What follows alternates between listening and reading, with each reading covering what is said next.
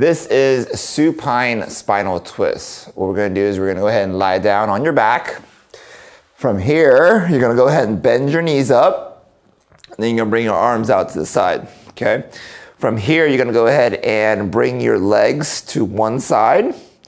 You're gonna make sure with the opposite side, you're keeping your entire shoulder on the ground, so don't let your shoulder pop up here. Keep your arm down.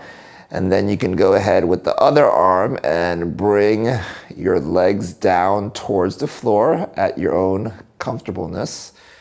So go ahead and keep on bringing down. Keep that arm, opposite arm on the floor. You should feel a nice stretch in your pec in the front and then also in your low back.